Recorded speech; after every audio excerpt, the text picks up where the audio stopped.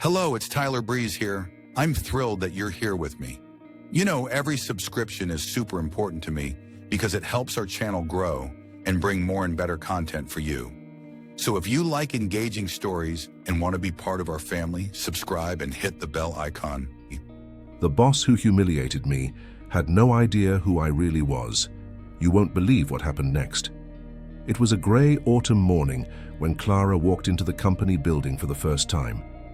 The air was heavy, thick with the kind of humidity that promised rain at any moment. She clutched her bag tightly, trying to hide the nervousness that was bubbling up inside her. Today was her first day at a new job, a job she had fought hard to get after months of rejections and setbacks. Clara had arrived early, as she always did. She wanted to make a good impression, to show that she was responsible and committed. But as she stepped through the glass doors of the building, she felt all eyes turned toward her. They weren't looks of curiosity or welcome. They were looks of suspicion and in some cases outright disdain. "And who are you?" asked a woman in a perfectly tailored suit, her voice sharp enough to cut glass. "I'm Clara, the new assistant," Clara replied, trying to keep her voice steady as she extended her hand for a handshake. The woman didn't even look at her. Instead, she let out a dry laugh and said, "Assistant, huh? Well, I hope you last longer than the last one. We're not very patient with people who don't know what they're doing." Clara felt her face flush with embarrassment, but she forced a smile and nodded. She couldn't let them discourage her so quickly. She had worked too hard to get here. She was led to a small office on the top floor, a cramped, poorly lit space. That felt more like a storage closet than a workspace. There she was given her tasks, organizing files, making copies, preparing coffee, and generally being available for whatever was needed. It wasn't exactly what she had imagined when she accepted the job, but she was determined to prove she could handle it. However, things didn't get better as the day went on. Every time she tried to help, she was met with scornful looks or sarcastic comments. It seemed like no matter what she did, she was always doing it wrong. "You seriously don't know how the copier works?" snapped a man with a tie so tight it looked like it was choking him. "What kind of assistant are you?" Clara swallowed hard and apologized, but inside she felt something breaking. It wasn't just the rude treatment. It was the feeling that no matter how hard she tried, she would never be enough. By the end of the day, exhausted and defeated, Clara sat on a bench in the park across from the building. The tears she had been holding back all day finally spilled over, mixing with the rain that had started to fall. She wondered if she had made the right choice by taking this job. Was it worth putting up with all of this? But then, something shifted. As she wiped her tears, she remembered her grandmother's words. "No one can humiliate you unless you let them." Clara took a deep breath and stood up. She wasn't going to let one bad day defeat her. Something inside her told her there was more to this company than met the eye, and she was determined to find out what it was. The next few days weren't much easier for Clara. Each morning as she walked into the office, she felt the atmosphere grow heavier, as if the walls themselves were judging her. Most of her co-workers seemed to have decided to ignore her entirely. They only spoke to her to give orders or to point out some mistake she had supposedly made. "Clara, where's the report I asked for?" Laura, the woman in the impeccable suit and the head of HR, asked one afternoon. "It's right here. I finished it an hour ago," Clara replied, handing over a folder with the document. Laura quickly skimmed through it and wrinkled her nose as if she had just smelled something unpleasant. "This isn't what I asked for. Can't you follow instructions?" she said, tossing the folder back onto Clara's desk. Clara held back her tears and nodded silently. She couldn't understand why Laura seemed to have it out for her. What had she done to deserve this treatment? But it wasn't just Laura. Almost everyone in the office seemed to enjoy making her feel small, from the sarcastic comments in the break room to the disdainful looks in the hallway. Clara felt like she was constantly being tested. And the worst part was, she didn't understand why. One afternoon, while organizing some files in the storage room, Clara overheard a conversation that sent chills down her spine. "Did you see the new girl?" said a voice Clara recognized as Carlos, the man with the choking tie. "Yeah, what's her deal?" "She can't seem to do anything right," replied another voice, which belonged to Marta, one of the senior assistants. "I don't know. but Laura says she's not going to last long. You know how she is with new hires, Carlos said with a mocking laugh. Clara felt her heart race. Was Laura talking about her behind her back? And why? She hadn't done anything to deserve this. She decided she couldn't keep going like this. She needed to do something, but she didn't know what. That night, as she walked back to her small apartment, Clara couldn't stop thinking about what she had overheard. Why did Laura seem to have such a grudge against her? And why did everyone in the office follow her lead? Something didn't add up, and Clara was determined to figure out what it was. The next day, she arrived at the office with a new sense of determination. She wasn't going to let them keep treating her this way. If Laura and the others thought they could humiliate her, they were wrong. Clara didn't know how yet, but she was going to prove she was made of stronger stuff. As she sat at her desk, she noticed something she hadn't seen before. A framed photograph on Laura's desk. It was a picture of Laura with an older woman, who Clara assumed was her mother. Clara didn't think much of it at the time, but something about that image stuck with her. She couldn't put her finger on it, but she felt like there was something important there, something that might explain why Laura treated her so poorly. Clara couldn't get the photograph out of her mind. There was something about it that nagged at her, something she couldn't quite place. She decided she needed to find out more, even if she didn't know where to start. The next morning, Clara arrived at the office earlier than usual. While the rest of the employees hadn't yet arrived, she made her way to the records room. She knew that's where employee files were kept, and maybe, just maybe, she could find some clue about Laura's past.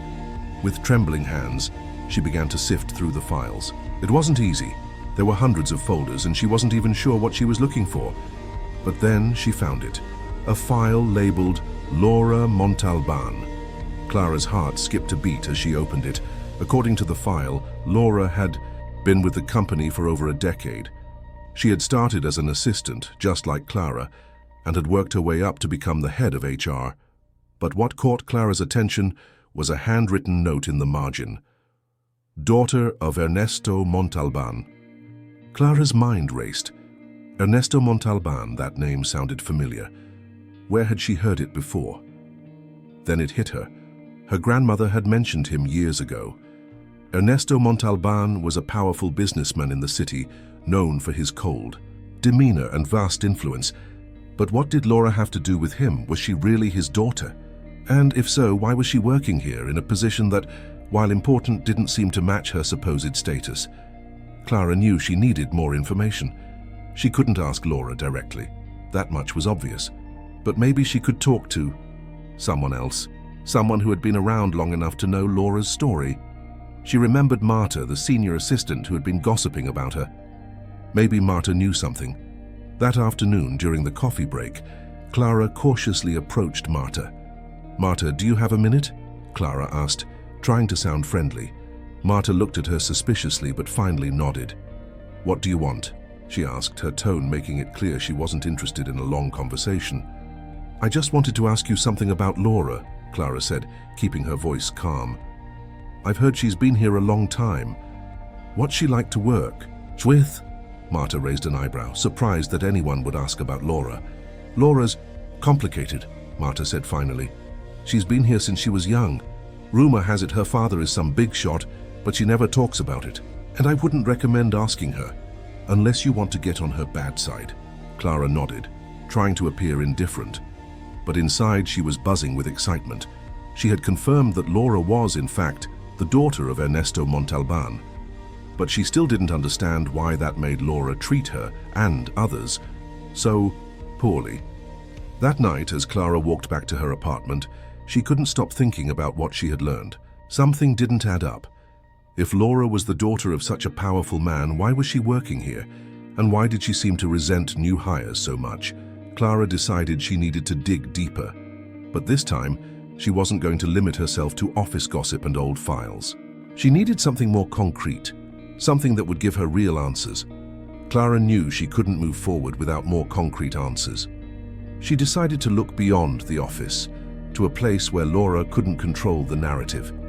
She remembered her grandmother mentioning Ernesto Montalbán in the past, and she decided it was time to pay her a visit.